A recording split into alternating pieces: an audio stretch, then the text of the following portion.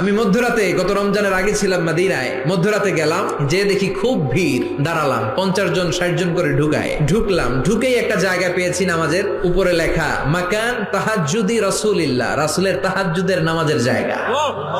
মানে এখানে রাতে তাহাজ্জুদ পড়তেন, প্রাণটা ভরে 2 রাকাত নামাজ পড়লাম। তারপরে আবার প্রথম কাতারে মানুষের সাথে ধাক্কাধাক্কি করে হাঁটতে শুরু করলাম।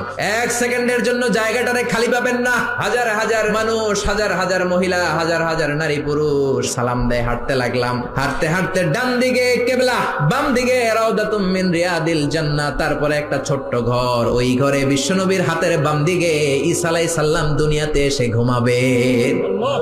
ইন্তেকালের পরে ওইখানে হবে ওনার কবর। এরপর একটু আগাবেন, লেখা মুহাম্মদ রাসূলুল্লাহ। সহ্য হবে আপনার? নিজেরা সামলাতে পারবেন? পারবেন। যে নবীর কথা আজীবন শুনলাম, যে নবীর জন্য বুকের তাজা রক্ত বিলিয়ে দিতে আমরা রাজি আছি না নাই? ওই বিশ্ব নবী নাকি এইখানে ঘুমিয়ে আছে। এই চিন্তাটা যদি কারো মাথায় ঢুকে, নিজেকে সামলানো সম্ভব?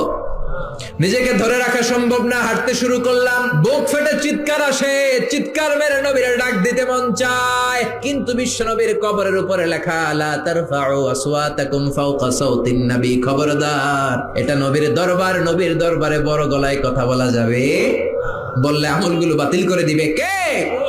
বুক ফেটে কান্না আসে, লোকগুলো দাঁড় দাঁড় করে চোখের পানি ছাড়ে, হেঁটে যায়, বিশ্ব নবীরে সালাম দেয়, শুধু সালাম দেয় আর চোখের পানি ছাড়ে, আওয়াজ করে কিছু বলার সুযোগ নাই। তারপরে সামনে হাঁটলে পাবেন আপনি সাইয়েদনা আবু বকরের কবর, তারপরে সাইয়েদনা ওমর ফারুকের কবর, এরপর বাবুল বাকি দিয়ে বের হলে জান্নাতুল বাকি, মাকবারাতুল বাকি আছে না নাই?